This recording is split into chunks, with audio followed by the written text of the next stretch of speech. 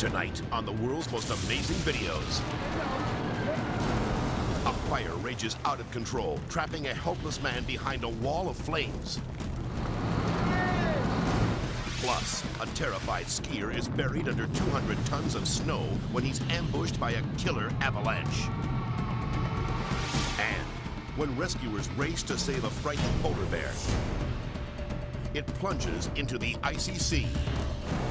Then, a dragster careens out of control, exploding into a giant fireball. And a crazed kangaroo attacks a TV show mascot, threatening the life of the actor inside. These are the incredible true life stories of people who face their most desperate hour and live to tell about it. Everything you are about to see is real. Real people, real danger, real excitement. Get ready to experience the thrill of a lifetime. You are about to witness the world's most amazing videos.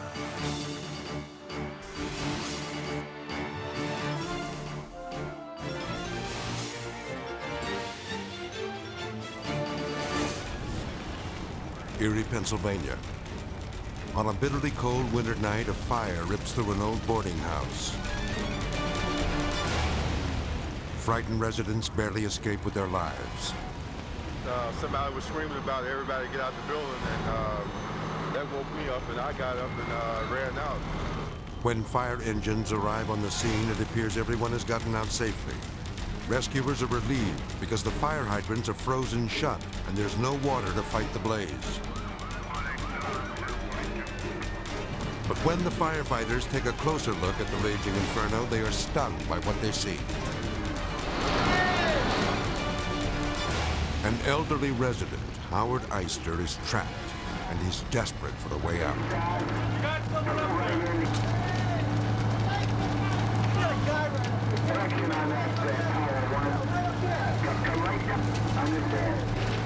Flames was surrounding him totally, and he was just going from one side of the roof to the other, seeking safety somewhere.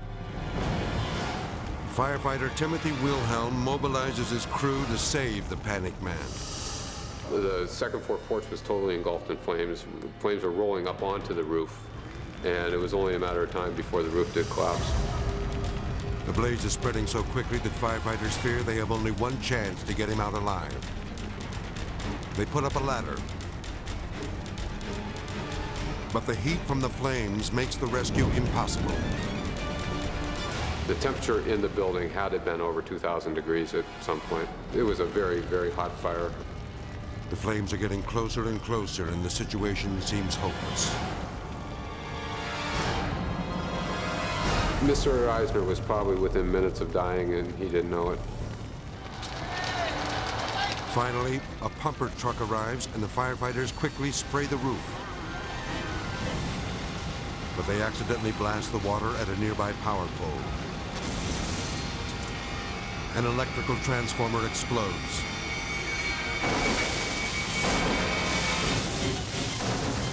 Now, Howard is in even greater danger.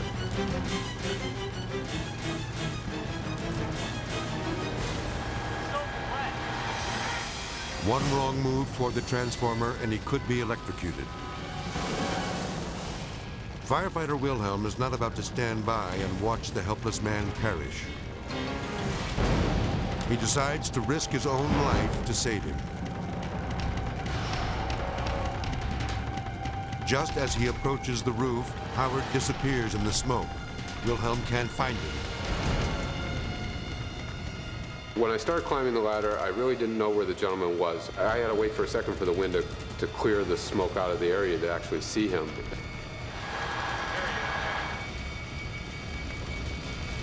I stayed on the ladder and directed him to come to me.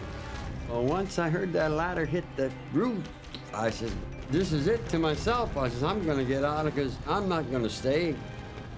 And when he came over, I attempted to put him on my shoulder, and I ended up carrying him down in my arms.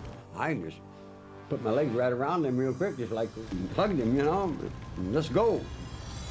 Howard is taken to the hospital where he recovers from his injuries.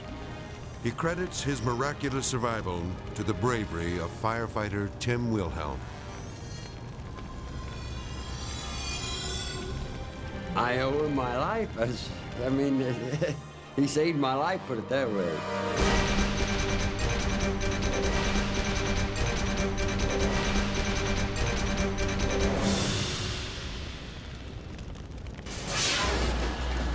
Orange County, California. A man on a motorcycle races through residential neighborhoods at 130 miles an hour, trying to evade the police. He's already tried to run down an officer who attempted to stop him. Patrol cars can't keep up with him, leaving it up to a police helicopter to follow his every move. He's driving erratically, and the cops are worried that civilians are going to get hurt. The suspect approaches an intersection. He barrels his way through 2 lanes of cars, unaware that there's a motorcycle cop waiting at the light to take him off the road.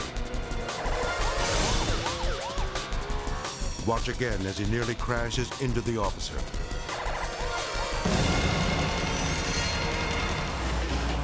The police are desperate to stop the man before he causes an accident. Nearby, bus driver Jim Underwood is finishing up his day shift. He has no idea that the high-speed chase is heading straight for him. Just a normal routine day to return the bus to his parking spot. The man cuts across the freeway and races down the exit. But this time, he tries one daredevil move too many. Just for a second, I thought I'd killed somebody. And my mind just went wild with, what do I do next? Gunning his engine, he plows head-on into the side of Jim's bus. He wasn't moving. He looked like he was dead or unconscious. For a few tense moments, he lies there motionless. Then suddenly, there's a sign of life. The motorcyclist appeared to be in great shape. He had a little cut on his forehead. That was it. And he was full of fire when he was fighting with those police officers. Incredibly, the injured man tries to escape. It takes 2 officers to restrain him. The suspect is arrested and hospitalized for a concussion and a broken wrist. To get away with so few injuries like that, he was one lucky guy.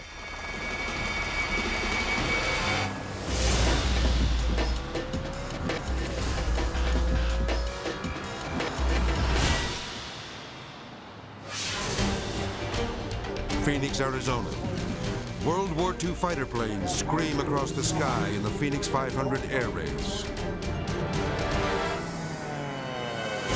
Veteran announcer Gordon Bowman Jones is in the grandstand calling the action. The air racing was going full tilt, and the pilots were at it, dog to dog, out there fighting it out around the pylons. With speeds topping 400 miles an hour, pilot Kevin Eldridge makes his move. But as he flies over the crowd, a trail of smoke begins to stream from his engine. Moments later, the smoke erupts into flames. The fireball from the airplane was enormous. The whole front of the aircraft was encased in flame. And there was about 400 yards of flame and smoke coming from behind the aircraft. People were saying, jump, jump, jump, get out, get out, get out of there. Kevin tries to gain altitude, but the plane rolls over and plunges toward the ground. Then, as fire fills the cockpit, he makes a desperate leap for his life.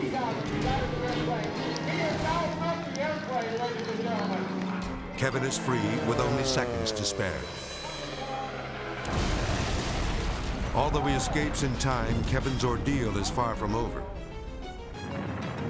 When he jumps from the flaming cockpit, he smashes into the tail section, breaking his neck, his arm, and both legs. As Kevin floats to the ground, rescue crews rush to him, expecting the worst. Incredibly, he survives his devastating injuries and is back flying again in just 3 months. Kevin still doesn't know why his plane burst into flames. But one thing he knows for sure, he's lucky to be alive.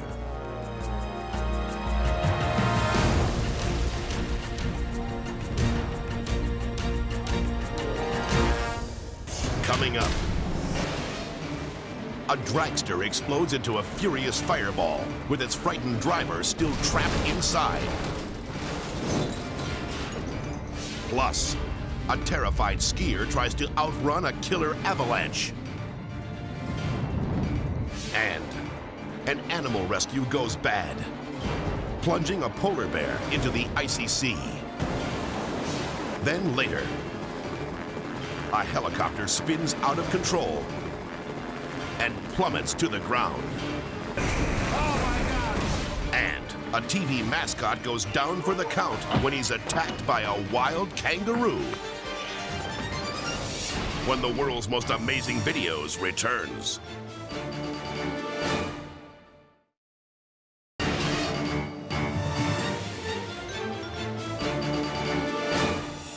Somerton, Australia. These supercharged drag racers are set to thunder down a quarter-mile track. The light turns green and the drivers accelerate to more than 250 miles per hour. When suddenly, the car on the right explodes into a speeding fireball and careens out of control, crashing into the other racer.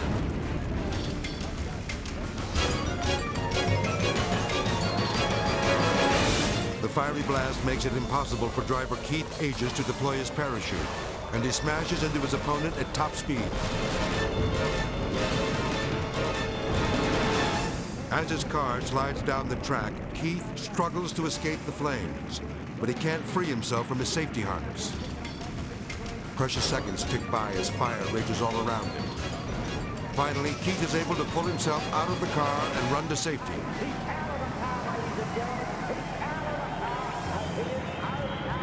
His shoes are still smoking as the fire crew hoses him down. 100 yards away, paramedics examine the other driver. Miraculously, both men make it out alive.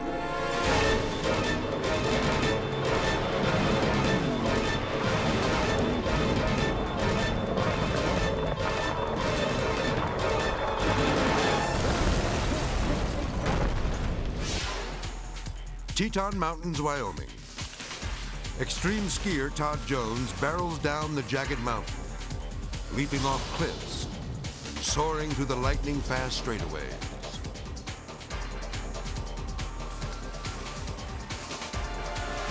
Then, as he approaches a patch of new snow, Todd hesitates. This is the most treacherous part of the run, so he proceeds with caution. But suddenly,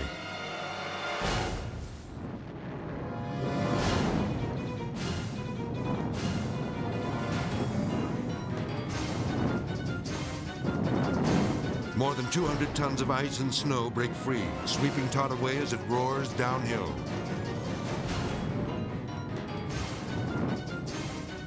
Incredibly, he manages to ride the crest of the avalanche.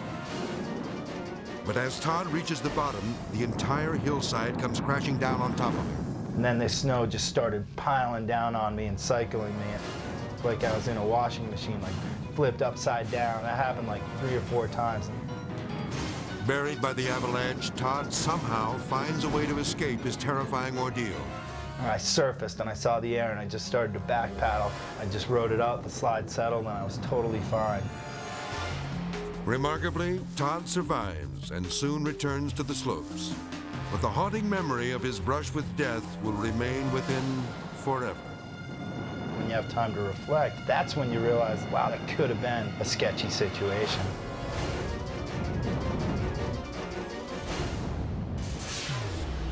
Changhua, Taiwan. A surveillance camera rolls as a man wearing a motorcycle helmet holds up a convenience store at gunpoint. At first, the owner cooperates with the robber. But suddenly, he makes a dangerous grab for the gun. They struggle until several outraged citizens decide they'd rather risk their own safety than let this crook get away. The customers attack the thief using stools to knock him to the ground. Now it's 6 against 1, but somehow the suspect still manages to escape. How did he do it? There's a secret to how he got away. Watch closely. As the robbery unfolds, the gunman looks cautiously at the customers behind him, but he's not concerned about them because they're busy playing video games. The holdup takes a violent turn when the owner makes a grab for the robber's gun. Then the customers join the life and death struggle. As they pound the thief with metal stools, the female clerk reaches for the phone to call the police. So how does the robber escape? Look carefully at the customer wearing the scarf. He appears to be attacking the gunman, but he's really protecting him. That's because they're brothers. The robber is able to get away because his brother, posing as a customer, pins the owner to the floor. But the bandits don't get far. Local police quickly arrest them, and they are convicted for their crimes. Although authorities later discovered that the gun used in the robbery is a fake, this video proves that the courage displayed by these customers is the real thing.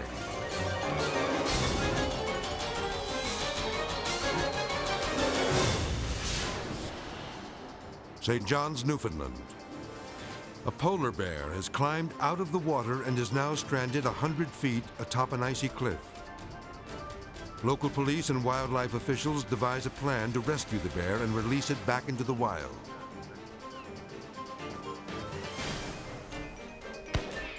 First, they fire flares over the animal's head to try to coax it down.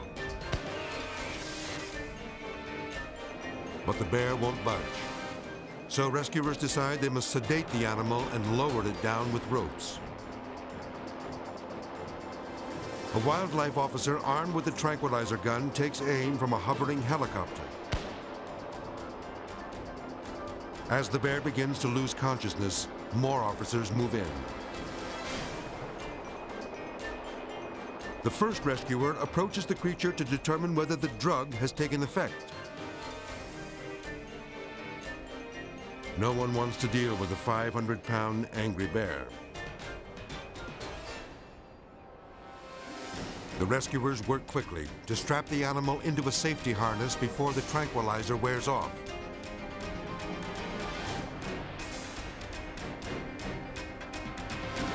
Once the bear is secure, they start to lower it.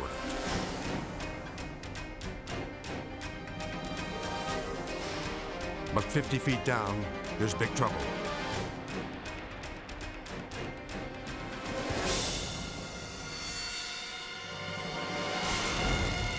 The animal hits a rock and starts to slip from the harness.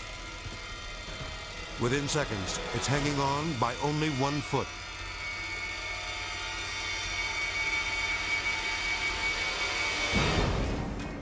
The rescuers look on helplessly, when suddenly,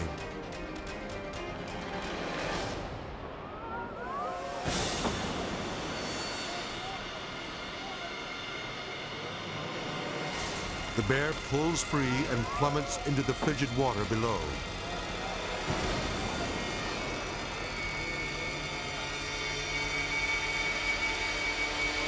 Still tranquilized, the animal can't swim. It swallows water as it struggles to stay above the surface.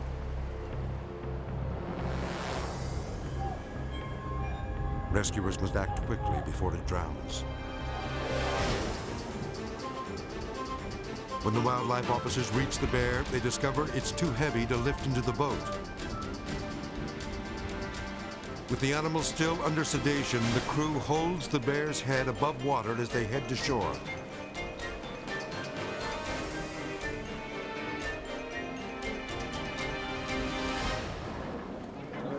Once on dry land, the rescuers are relieved to see that the bear is breathing on its own.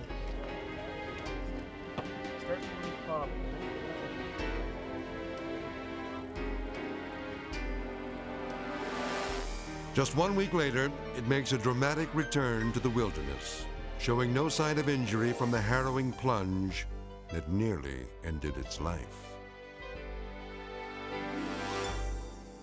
Next up, panicked crewmen race to abandoned ship before their oil tanker is consumed by a fireball of flames.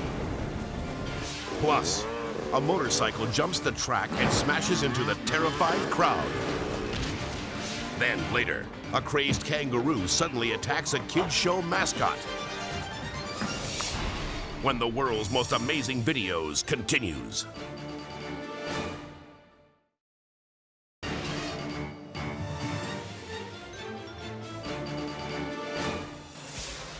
Dallas, Texas.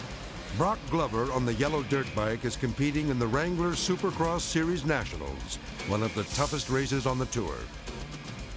His rival, David Bailey, is giving him some stiff competition. Brock Glover trying to hold on. Bailey is putting the pressure on him. These guys are tough. They've got to be in top physical condition. David and I were what we call dicing. We were just fighting for a position, and I think this was a classic situation. Sensing that he's about to be passed, Brock cuts to the inside to maintain his lead. But then, the two men collide. Brock's bike jumps from the track and slams into the crowd. Look again. Brock tries desperately to control his motorcycle, but he accidentally hits the throttle, catapulting the speeding bike right into a horrified spectator. I did realize it's going straight by itself up the bank, and you know, I didn't realize it could carry maybe 10 feet or 15 feet up into the stand. Incredibly, both Brock and the spectator walk away from this terrifying crash unharmed. The gentleman that the bike did land on came up to me after the race, and he was, you know, kind of excited and said, "Hey, how was the guy that your bike landed on?" And I'm like, "Are you okay?" And he's like, "Yeah." And as a matter of fact, I gave him my racing jersey as a souvenir.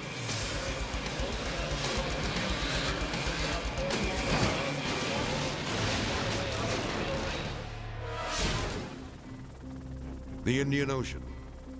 Violent seas have torn off the forward section of the Greek oil tanker Kirki.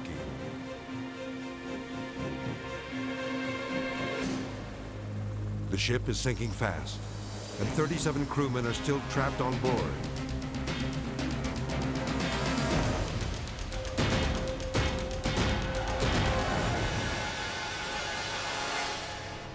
Meanwhile, thousands of barrels of crude oil are spilling into the ocean, creating what could be an environmental catastrophe. An Australian Air Force chopper races to the scene in a desperate attempt to save the crew.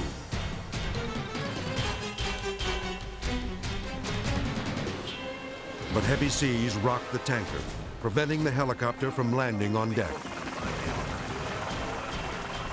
The rescue team decides to lower a harness to the stranded sailors.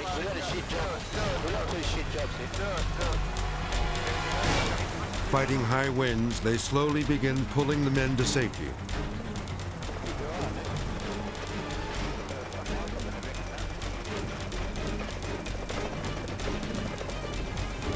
Then suddenly, there's a devastating explosion.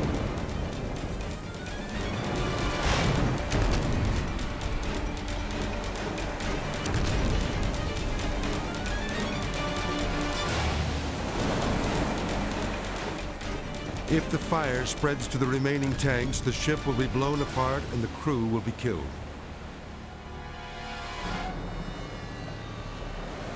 Rescue teams step up their efforts to save the crewmen.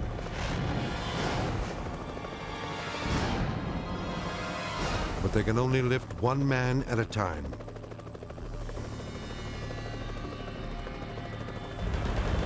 The flames quickly spread to the oily surface of the water, setting the ocean ablaze.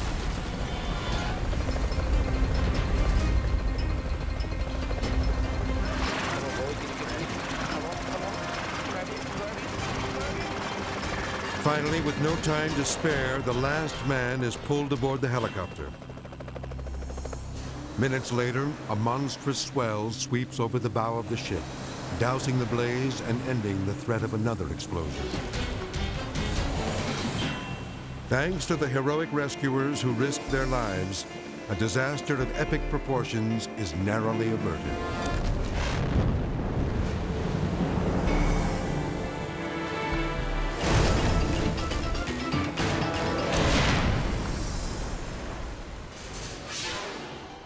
Orlando, Florida.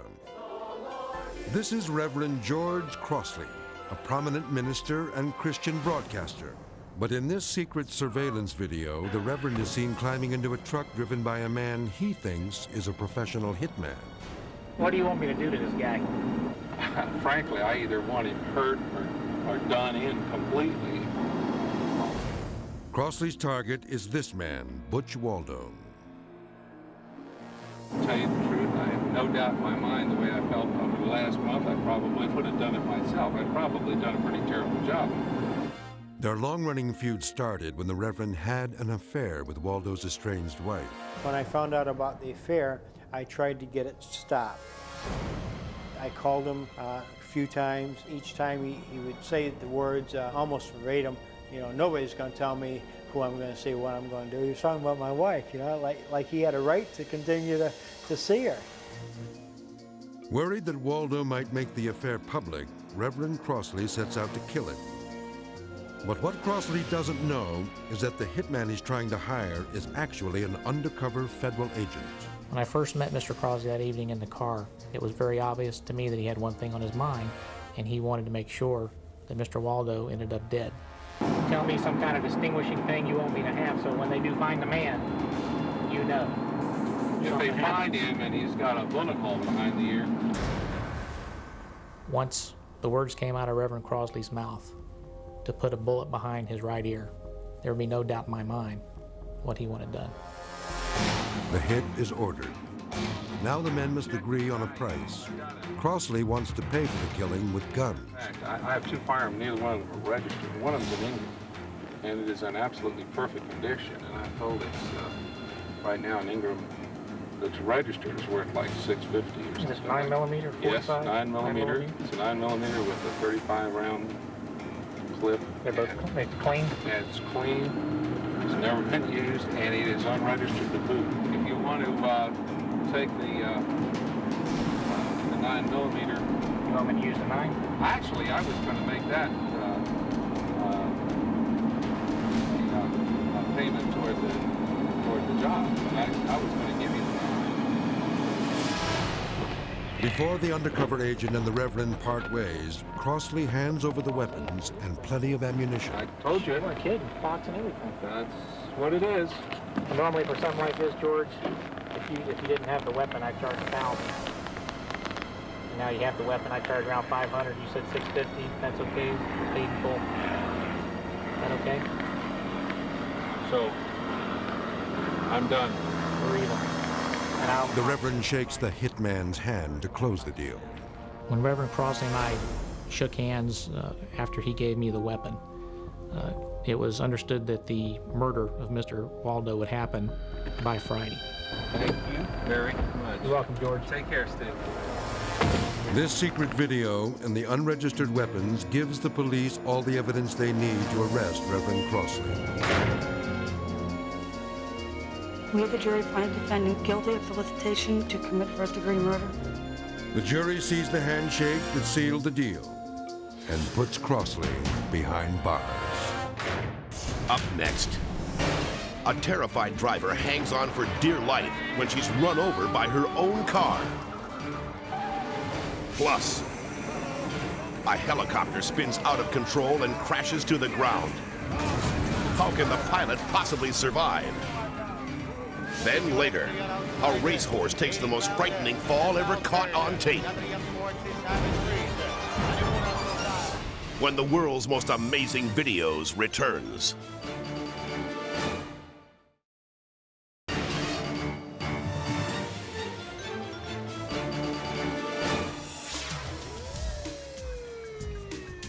Sherman, Texas. Highway Patrol Corporal Merle Collins pulls over a car for speeding. As he approaches, the elderly driver exits the vehicle. Howdy, ma'am. Then, without warning, her car lurches forward, knocking the terrified woman to the ground. Collins manages to jump into the front seat and hit the brake. It was an extremely scary situation. What she had is her foot on the brake pedal, and as you see her get out of the vehicle, her left foot hits the ground, and as soon as she gets far enough out of the vehicle, her right foot has to come off the brake pedal. As soon as it does, it begins to roll. The car quickly gains speed. The driver, Ruby Kumler, gets caught in her seatbelt. I was really in a state of shock at that time. I kind of thought my time had come when the car began to roll. Ruby is dragged 50 feet along the highway. But just as she's thrown free, she rolls right into the path of the left rear tire. The car runs over her shoulder.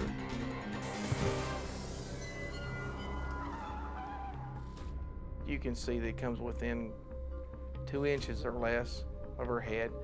I was very lucky that it just hit my ear and it didn't get my head. Ruby suffers pulled ligaments in her shoulder. After successful surgery, she is now fully recovered and grateful to Corporal Collins for saving her life. He's been wonderful to me. He's helped me in many ways, and I really appreciate him. He's really been nice to me. Hi, Ruby has been recently widowed after nearly 60 years of marriage, and Corporal Collins looks in on her whenever he can. We're friends. I've let her know the fact that if she ever needs me, all she got to do is call, and I'll be there to help her. He drives by and has offered to help me any way he can. He's been real nice. He's been a friend to me. He really has.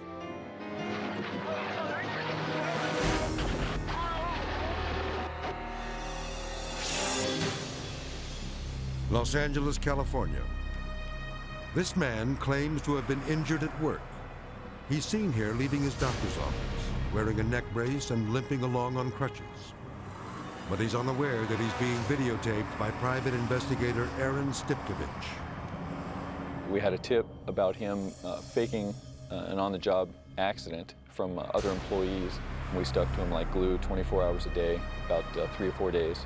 Okay, it's pulling out. Stand by. The suspect hopes to collect $600,000 from his insurance company. But Stipkovich is determined to prove that his injuries are bogus. Hey, Mobile 1 to Mobile 2, it looks like he's turning left on the I Street. Roger, I have him in sight. The man drives home and hobbles into his house.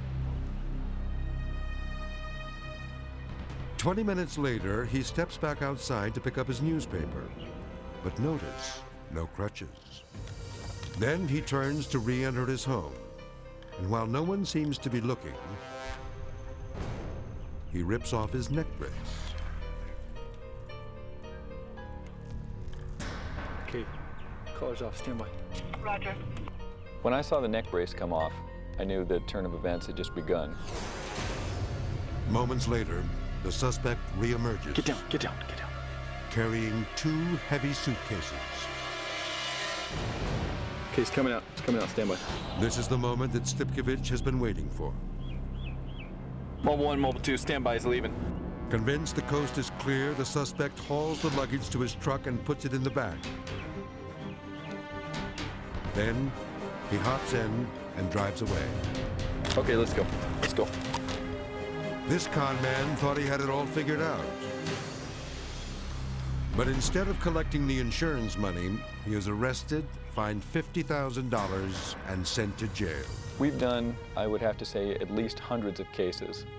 In this case, this was one of the best actors we've seen. Okay, he's coming out, stand by. Get down, get down, get down.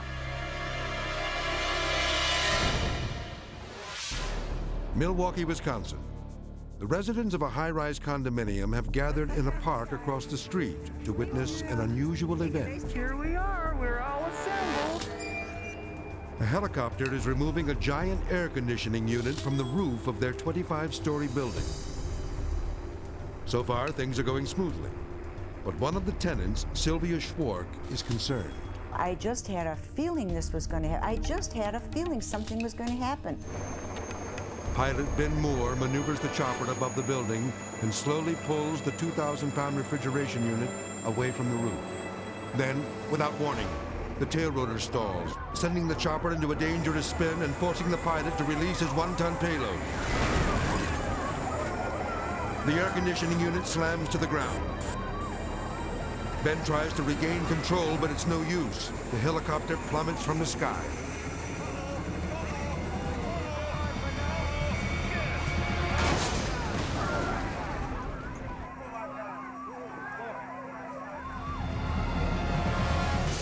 The pilot hangs on for dear life as the aircraft nosedives into the ground. I'm recording. The mangled helicopter teeters precariously over the edge of a boat launch. God, I had a feeling something was going to happen. I didn't know how they were even going to get him out. It seemed like if they would touch it, that it would teeter into the water. Crewmen from a nearby Coast Guard station rush to the scene to rescue the pilot before the copter explodes. Using extreme caution, they secure the smoldering aircraft and search desperately for Ben, who is still trapped inside the twisted wreckage. To their amazement, he not only survives his horrifying 400-foot plunge, he also avoids the bystanders below. It was very hard to control the aircraft.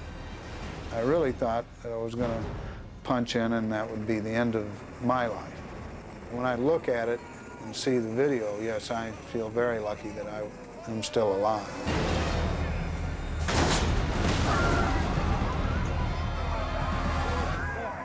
Coming up, a riderless racehorse goes berserk and sails over the inside rail. Plus, a violent riot traps a family of terrified tourists in their own car. And a TV mascot fights for his life when he's savagely attacked by a crazed kangaroo. When the world's most amazing videos continues.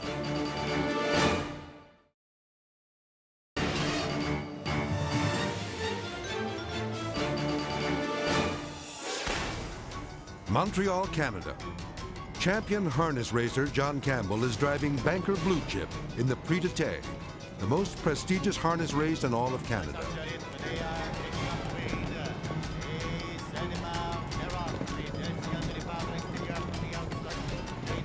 Along the first turn, Campbell is back in the pack, about to make his move. But then, he is thrown from his sulky and over the inside rail.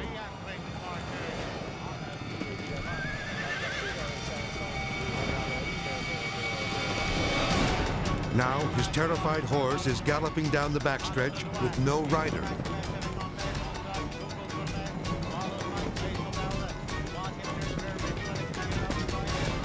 Without warning, the 1,500-pound animal hurtles over the fence and rolls down a steep embankment. Watch again as the sulky's inside wheel gets caught, then jumps the rail, causing both horse and carriage to go flying into the infield.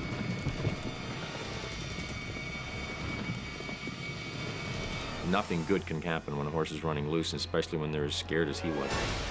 He just completely panicked, and he got too close to the hub rail and tripped himself, and over the hub rail he went, and there was a steep grade, and he went end over end right to the bottom of that grade. I didn't think there was any way he couldn't help but break his neck the way he went down that embankment. Amazingly, both John and Banker Blue Chip are uninjured. Within weeks, they are back on the track and in winning form.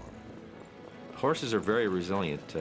They can fall, and you think that they can be hurt badly, but they'll bounce back up, and it's amazing how quickly they recover from an encounter like that.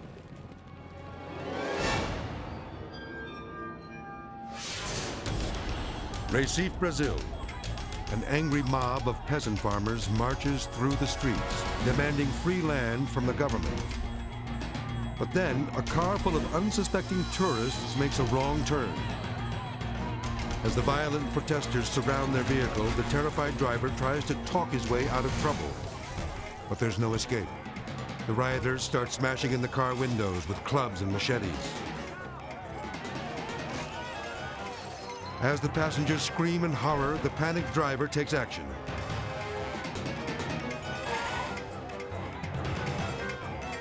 First, he backs into a group of protesters.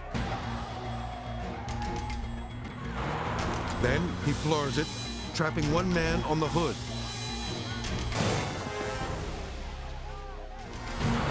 The demonstrator tries to hang on, but the driver swerves, sending him flying through the air and slamming into the pavement. The protester suffers only minor injuries. As for the tourists, their car windows may be broken, but they're happy to be alive.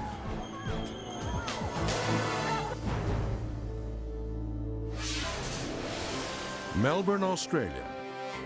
A children's program called The Early Bird Show is on the air. Today's special guest is Rags, the boxing kangaroo, a real crowd favorite. Marty, the bouncy orange character with the crooked teeth, is the show's star. Inside the costume is actor David Triscott. There were kids on the set, there were kids in the audience, so there's people all around us. It was a real sort of happy-go-lucky sort of show. Rags has appeared on the program before, but today he seems to be a bit agitated. He lashes out at his trainer Fritz, kicking him in the stomach. Fritz tries to calm the animal, but when Rags sees Marty approaching, he thinks the brightly colored character is a threat. He punches Fritz in the face with a quick left jab, then locks Marty in a violent headlock.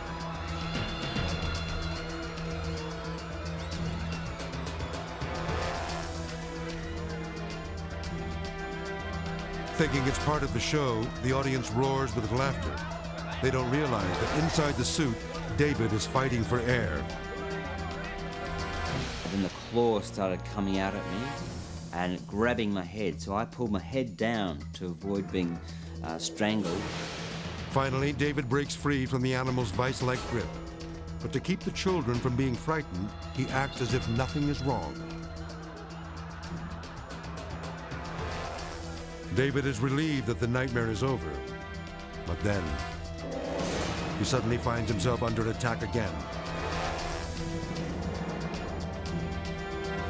The kangaroo's claws tear and slash at his costume. David is pummeled by the 350-pound beast. When all this was happening to me, I was thinking to myself, am I going to get out of this alive? Am I going to survive this? Fritz tries desperately to get the kangaroo off the stage so it can't attack again.